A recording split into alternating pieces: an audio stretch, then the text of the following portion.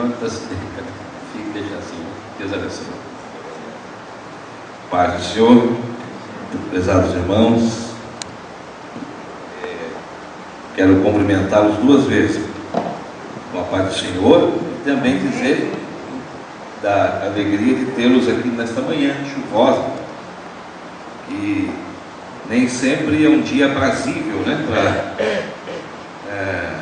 Friozinho assim, normalmente as pessoas querem ficar mais em casa, né, pastor? Acomodados, mas aqui vieram alguns que querem aprender da palavra do Senhor. Os que já sabem querem relembrar, e muitos sabem, né? A gente quer relembrar, quer aprender, é uma escola, e a escola, é na escola que a gente aprende e aperfeiçoa o conhecimento. Então, a maior universidade espiritual está aqui, onde a gente aprende a palavra do Senhor. A lição desta manhã é uma lição muito importante, e nós vamos relembrar algumas coisas que aprendemos já durante as lições anteriores. E eu quero começar pela introdução, ler com os irmãos, depois dar sequência aqui pelo slide, tratando do referido tema. A introdução nos fala que na lição de hoje aprenderemos que o alvo da vida do apóstolo Paulo era somente um: conquistar a excelência do conhecimento de Jesus Cristo. Semelhante a um atleta, o apóstolo se esforça para alcançar este objetivo, pois era consciente de que o exercício de aprender cada vez mais de Jesus exige labor e disposição para servir.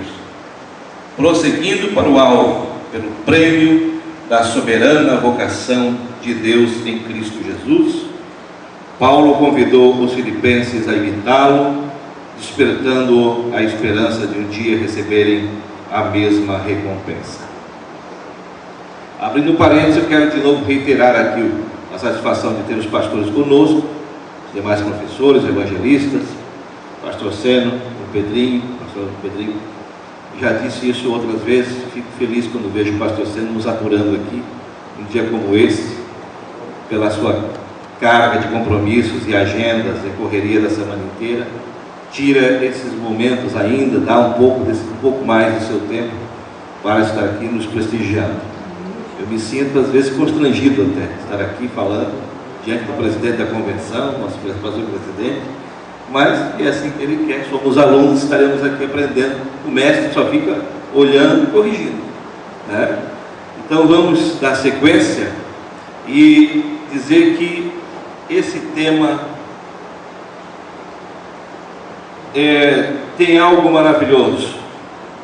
Fala muito sobre alvo, objetivo.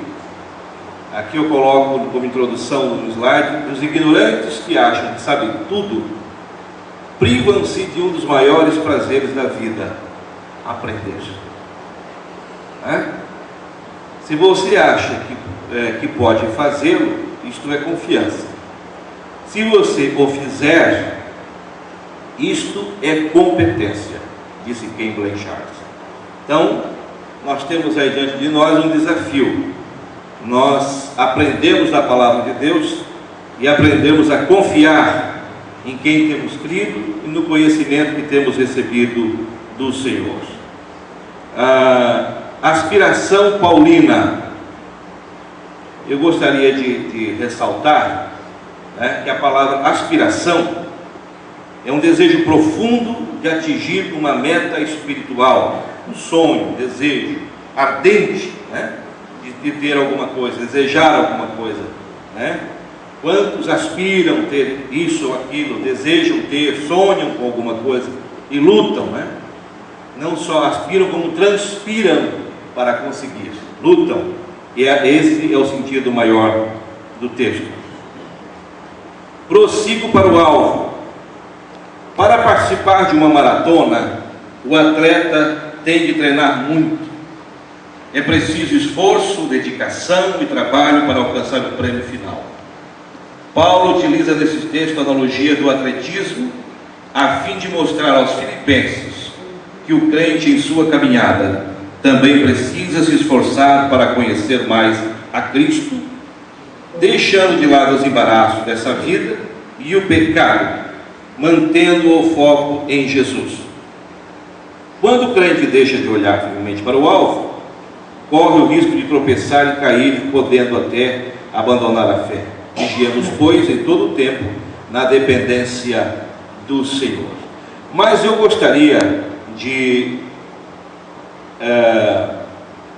enfocar um pouco mais essa questão da aspiração, dizer o seguinte: para alcançar o alvo que almejamos, no caso desta lição, Cristo, necessitamos de planejamento. Ele requer 3 respostas para o sucesso: onde estamos hoje, onde desejamos chegar, como faremos para chegar ao ponto desejado. Quando o autor coloca e cita a questão da corrida, da maratona, deixando de lado o embaraço, nos reporta vários textos bíblicos, nós vamos ver daqui a pouco, mas com relação ao atletismo cristão, nós vamos ver daqui a pouco como fazem os atletas ainda, como faziam os atletas nas maratonas. E na verdade nasceu na Grécia, começou tudo na Grécia, e lá os corredores, os lutadores, todos eles que se envolviam no atletismo, eles tinham que ter, como ainda é assim, o atleta ele precisa de dedicação, ele precisa abster-se de uma alimentação pesada, ele necessita fazer exercícios diários, manter o peso, manter o preparo, a massa física, o preparo físico, tanto que em latim tem aquela frase que diz, né, corpo, mente sã, corpo são, né? Em latim, mente sana, corpo sane. Assim, por quê? Porque era necessário que houvesse o equilíbrio na mente e no corpo. O atleta tinha que estar preparado para enfrentar no dia da batalha, no dia da luta, no dia da corrida. Porque diante dele tinha um alvo, ele tinha um objetivo, ele tinha uma aspiração: alcançar o prêmio. Ele tinha e tem hoje ainda o atleta o objetivo de ganhar, ter a vitória, receber o laurel, né? O laurel era um prêmio que era dado, né, aos corredores da maratona, e eles davam aquele prêmio, né, chamado laurel. O vencedor ficava diante de uma banca de juízes, ele era homenageado, como é hoje os pódios da vida nas corridas de carro, como em todo torneio, campeonato, que existe a forma de compensação aos vencedores de qualquer atletismo. Como Paulo vivia na Grécia e conhecia a realidade do mundo grego que estava acontecendo ao seu redor, ele não fechou os olhos para a realidade que estava ao seu lado, até porque ele era um homem culto, né? Paulo era doutor da lei, que aprendeu na escola de Gamaliel, ele tinha uma cultura excelente, e ele aproveita desse conhecimento que ele tem, dessa experiência de ver o calor das maratonas e das grandes conquistas, dos grandes eventos da época na área de esporte, e fez essa comparação, tratando a vida dele como se ele fosse o atleta de Cristo, e que ele na sua vida cumpriu o seu papel em todo momento, se preparando, se exercitando, cumprindo todos os requisitos necessários para chegar ao final da vitória, para chegar ao final da carreira, né? Como ele diz mesmo depois na sua carta, no final, né, do texto desse livro, combati o bom combate, acabei a carreira e guardei a fé. O texto diz aqui que deixando de lado os embaraços desta vida, nós podemos nos reportar ao livro de Hebreus, no capítulo 12, que nos dá esse exemplo, né? Uma palavra bem conhecida da igreja, né? Que diz no texto do capítulo 1, deixando todo o embaraço, olhando para Jesus, que é o autor e consumador de nossa fé. Não está ligado, acho que desconectou aqui. Obrigado, amor. Não tinha percebido que não está saindo nada lá.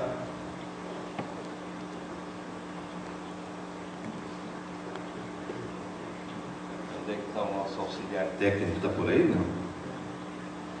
Pode nos socorrer aqui, irmão. Enquanto ele prepara, nós vamos continuando o texto aqui.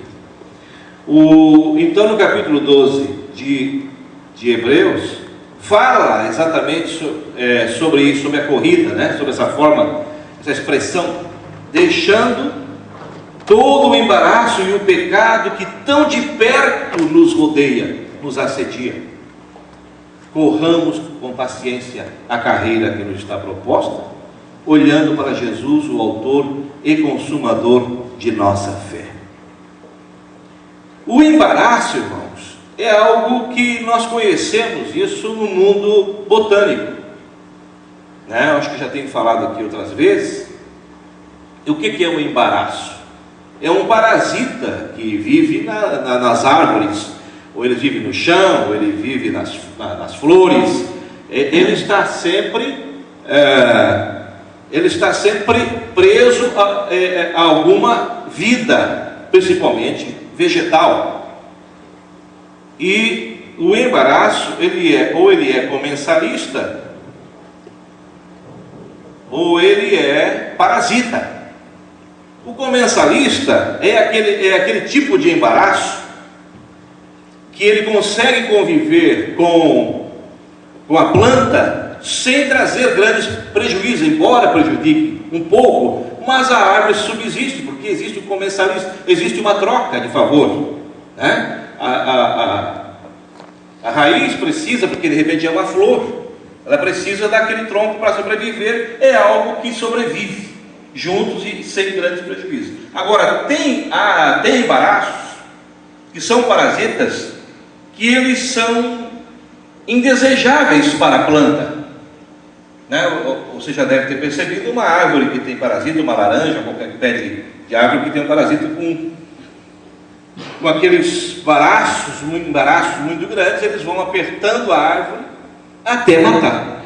Chega um ponto que a árvore não subsiste e morre.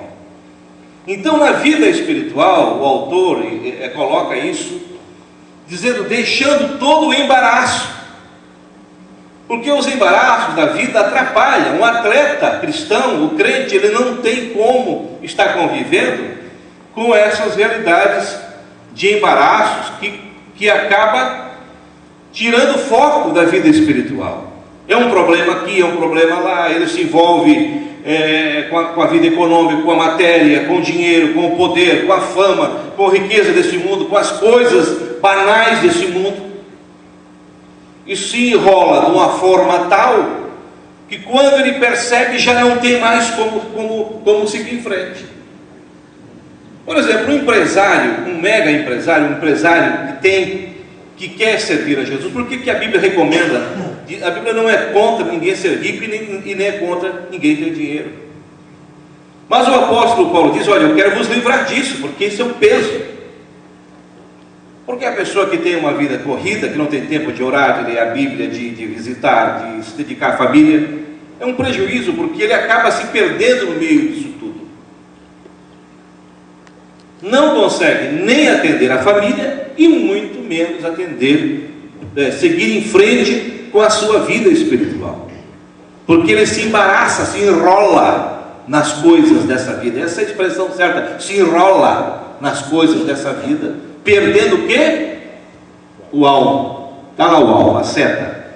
Se a seta não tiver uma direção, for desfocada, for mais para a esquerda, mais para a direita, ou mais para baixo, ou mais para cima, não vai alcançar o alvo, que é Jesus.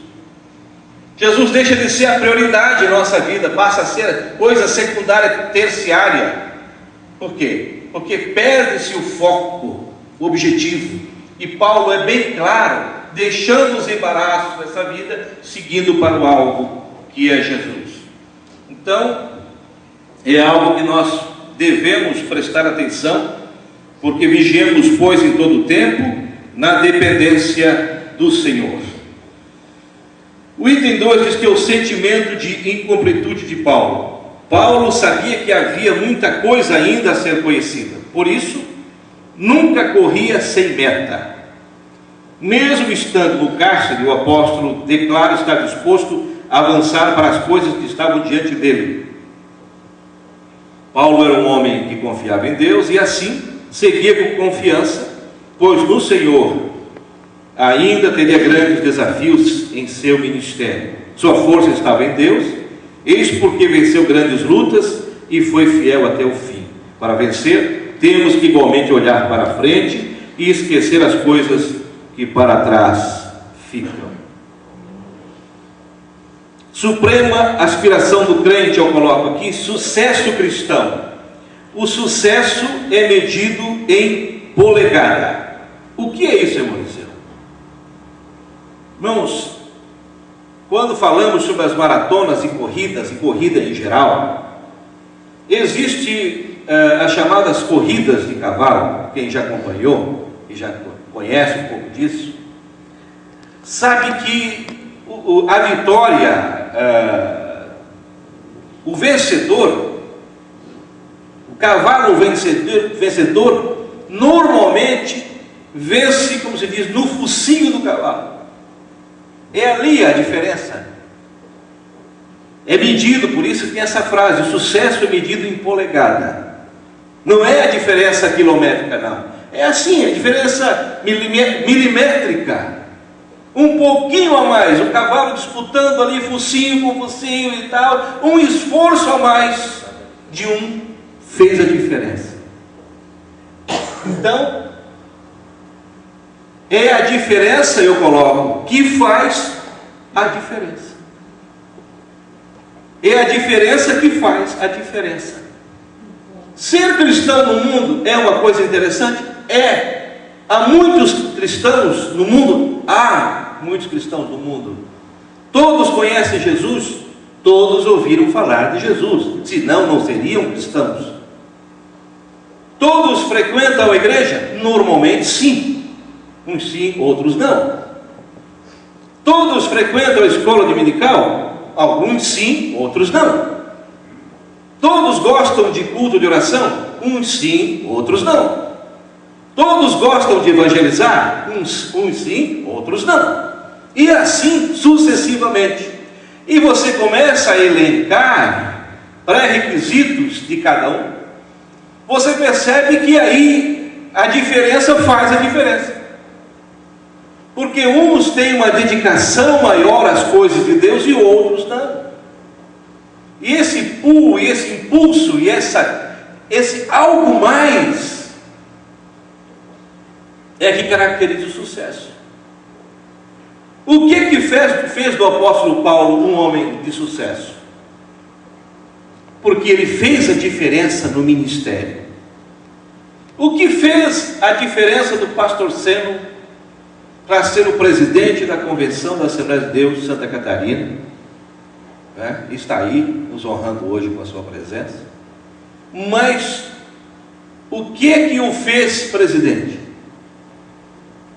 Eram critérios encontrados dentro da convenção, que no colegiado entendeu que ele estava mais preparado, estava apto pela sua vida histórica, pela sua vida espiritual, pelo conhecimento, pelo preparo, pela predisposição, pelos pré-requisitos, a pessoa ideal para tocar a convenção, porque Deus o escolheu e deu para ele essa honra de ser presidente da Assembleia de Deus. Um exemplo. Então, O apóstolo Paulo foi a mesma coisa. Ele tinha essa dedicação exacerbada pela obra do Senhor. Na verdade, irmãos, ele salvou o cristianismo. Sem o apóstolo Paulo, nós não teríamos o cristianismo. Ele teria ficado na esfera do mundo judaico, né? Nas regiões dominadas, mais na questão do Oriente Médio, mais nas cercanias de Jerusalém, nas cidades vizinhas, e não teria vindo aos gentios. E exatamente Filipos foi uma das cidades, foi a primeira cidade que Paulo conheceu, que ele estava colocando o pé na Europa. Porque Filipos exatamente é a cidade que dá acesso ao mundo da Europa. E ele fez toda essa caminhada, ele tem todo o percurso, toda a sua trajetória, a primeira viagem missionária, a segunda e a terceira viagem missionária, foram viagens de embates, de dificuldades, de lutas, de naufrágios, de açoites, de perseguição, de cadeia, e tudo isso fez com que ele, cada vez mais, ao invés de desanimar, ele trazia isso como um elemento a mais, como um combustível a mais, que o alimentava para a sua fé. Porque ele dizia, ele sempre dizia, o viver é Cristo, e o morrer é ganho. Se eu tiver que partir e deixar esse corpo, eu vou estar com o Senhor. Agora, enquanto eu viver, eu quero ser o instrumento de Deus para a obra que Ele me chamou. Ele já havia passado por todos os caminhos possíveis, ele havia passado pelo poder, tinha comando, pertenceu à elite romana e judaica, porque ele era também fariseu, grande conhecedor das Escrituras, zeloso, fundamentalista dentro do judaísmo, portanto conservador. Só que ele, quando se converte, quando cai literalmente do cavalo, aí a vida dele tomou outro rumo. Enquanto ele era o Paulo e o eu predominava na vida dele, eu sou o Paulo que açoita os cristãos, que persigo os cristãos, que determino. Esse eu, embora sendo um judaizante, um fariseu, porque o farisaísmo é a corrente mais conservadora dentro do judaísmo. Embora fosse um fariseu zeloso da lei, não estava no coração de Deus, porque ele era zeloso, mas no entendimento dele, naquilo que ele havia aprendido pela lei. Enquanto ele achava que estava sob o comando, que ele podia decidir a vida dele, ele continuava sendo apenas um instrumento do seu desejo.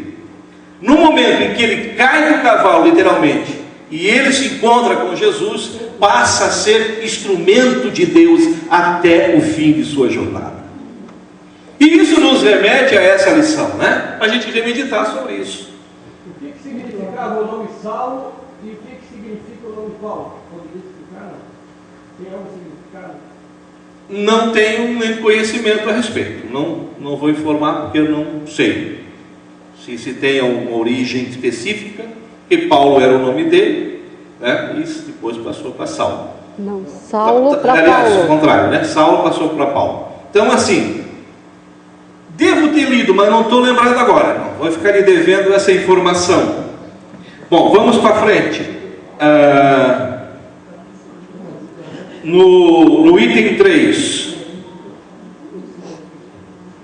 Bom, ali diz assim, método e disciplina. Diz assim: correi de maneira que o alcanceis. Vitória e sucesso, irmãos, escutem bem, é 10% de aspiração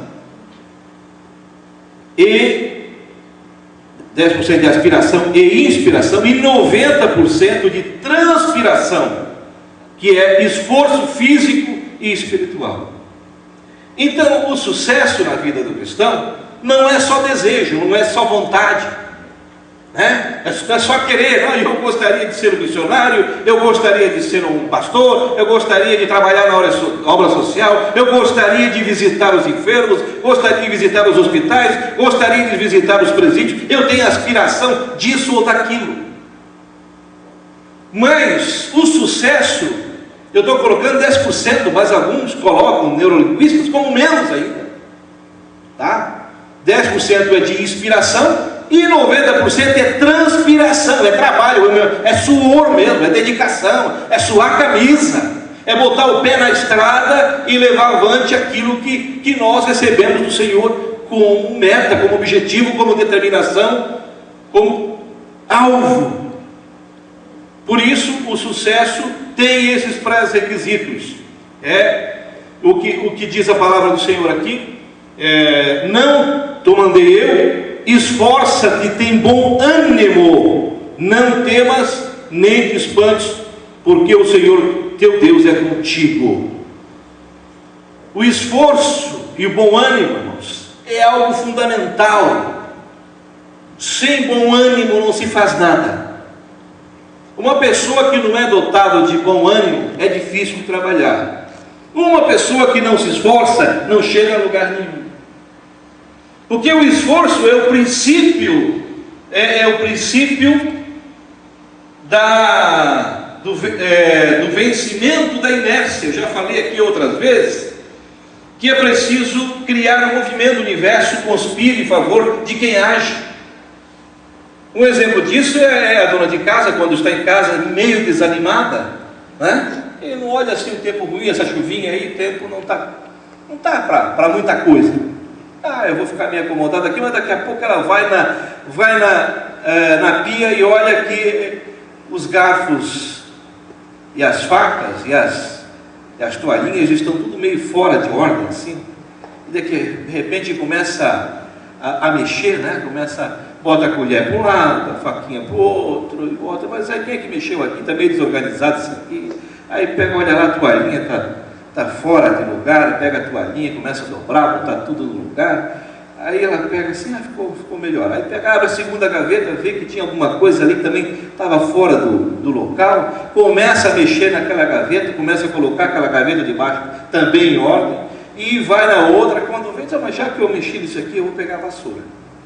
Aí pega a vassoura, já começa a varrer, não é assim, irmãos? Aí pega a vassoura, já começa a varrer, limpa aqui, limpa ali. Aí descobriu que na parede tinha uma paranha, já limpou, passou a vassoura, descobriu que tinha algo estranho por ali, já limpou. Olha, quando viu, limpou a casa. Por quê? Porque começou. Porque venceu a inércia. O universo ele conspira em favor de quem age, de quem toma a iniciativa. É vencer a força da inércia. Esse controle aqui, ele está parado aqui. Ele só está parado aqui porque ele está sobre algumas forças. Que é primeiro, que é a força gravitacional, a força de inércia, que age sobre ela, que é a força que tende o corpo a ficar parado. No momento que eu mexo, ele só se deslocou porque eu exerci uma força maior do que a força que resiste, que é a força de inércia e da gravidade. A minha força foi superior às forças existentes. As forças de resistência foram menores do que a força que eu exerci. Então, esse é o princípio físico das coisas. Então, quando movimentamos, quando começamos, é óbvio que a tendência é acontecer. Por isso, Deus disse: não te mandei eu, esforça-te, faz a tua parte, irmão. Faz a tua parte, Josué, que eu faço a minha. Dá o primeiro passo, que o resto é comigo. Mas bota o pé na estrada, não fique esperando que eu traga a estrada para ti, não, vai em encontro da estrada, põe o pé na estrada, comece a fazer acontecer. E tenha bom ânimo, não fica desanimado, cabeça para baixo, porque não resolve nada. Hoje, as grandes empresas, quando eles fazem seleção de funcionários, de empregados, um dos pré-requisitos é exatamente eles têm a forma, através dos recursos humanos, entrevistas com seus psicólogos, ver o nível de ânimo de cada funcionário. Se ele não é um daqueles funcionários predispostos a desanimar os outros. Porque tem aquele tipo de funcionário que, além de ele não fazer nada, ele atrapalha quem trabalha. Não tem? Que ele começa a colocar na cabeça do outro: é bobagem, esse patrão está rico, está milionário, isso aqui tudo vocês são safados, nós temos que fazer greve, quebrar tudo isso aqui. O que está acontecendo hoje nesse país? É isso aí. Então as empresas começam, já primeiro passo é na seleção, ver como é o caráter da pessoa, se ele é esforçado, se ele tem bom ânimo, não é uma pessoa que joga para trás, mas que joga para frente, que mantém a equipe animada, né? Meu Manuel, o senhor que é empresário, o senhor quer empregado que vá lá para dissimular? Desânimo? Não quer, ninguém quer. Quem quer? Equipe que trabalha, que produz. Então esse é o papel. Por isso a Bíblia nos orienta, e o apóstolo Paulo nos aconselha a fazermos isso, a termos essa predisposição de seguir em frente. Com relação ao atletismo cristão, diz a palavra de Deus assim: não sabeis vós que os que correm no estádio, todos na verdade correm, mas um só leva o prêmio? Correi de tal maneira que o alcanceis. Todo atleta em tudo se domina, aqueles para alcançar uma coroa corruptível, nós porém a incorruptível. Assim corro também eu, não sem meta, assim luto, não como desferindo golpes no ar, mas esburro meu corpo, reduzo a servidão, a escravidão, para que, tendo pregado a outros, não venha eu mesmo a ser desqualificado. Então a qualificação que Paulo coloca, e ele faz essa comparação em 1 Coríntios 9, 24 e 27, ele elucida de forma objetiva e clara o papel do atleta cristão, do corredor. Tem que correr de tal maneira que alcance, né? Olha lá, correr de tal maneira que alcance. Está lá o corredor comprometido com a corrida, porque ele sabe que um dia ele vai cruzar, um dia ele vai chegar ao final. Quando o corredor romper aquela fita de chegada, ele é o vencedor. Enquanto ele não cruzar aquela fita de chegada, ele é apenas um corredor. Eu vou mostrar para vocês o que aconteceu com um corredor. Vou levar lá para frente e depois trago de volta. Em 2004, não sei se eu vou conseguir achar aqui, em 2004 aconteceu algo excepcional. Um corredor foi aqui, ó. O Vanderlei, em 2004, na 28ª Olimpíada. Esse cidadão, vocês viram pela mídia, pela imprensa, e ele estava correndo, estava indo muito bem, estava com uma grande possibilidade de chegar. Ele era o preferido na corrida. Sai um cidadão vestido como ele está com essa roupa aqui, e ele sai. Quando passou o corredor, ele entra na pista e segura o corredor, e fica segurando, até que se desvencilhou da pessoa. Veio todo mundo, veio a polícia, veio a segurança, tirou. O cidadão, que era esse Vanderlei, estava colocado como favorito da corrida, só lhe restou o terceiro lugar. Não teve jeito, mesmo sendo o favorito, mas teve um tropeço na vida dele. Algo atrapalhou a vida dele inesperadamente, e as coisas acontecem sem que a gente espere. Ele vinha tranquilo, correndo numa velocidade certa e correndo na frente. De repente, do nada, surge sempre um maluco para atrapalhar a vida da gente. Não é assim que acontece? Sempre temos esses obstáculos, e são coisas que a gente não espera. Ó, até coloquei aqui do lado, né? Um manifestante roubou a cena, essa que eu peguei da internet, ajudou a afastar a medalha de ouro de Vanderlei Cordeiro de Lima na maratona, a tradicional prova que encerrou a 28ª edição dos Jogos da Era Moderna, que foi naquele domingo. o brasileiro teve que se conformar e comemorar muito com a medalha de bronze.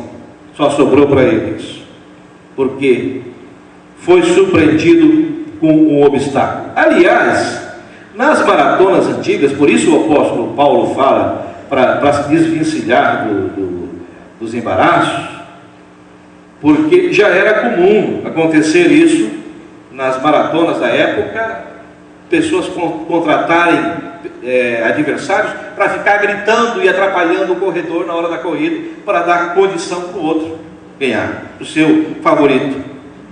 Então, na vida espiritual é assim também.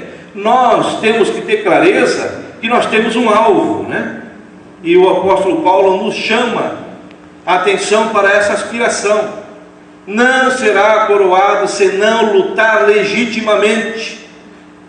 No grego significa treino lícito, ou aquele treino sobre regras rigorosas. O descumprimento das regras eram punidas com a desqualificação imediata. As regras eram as mais exigentes possíveis.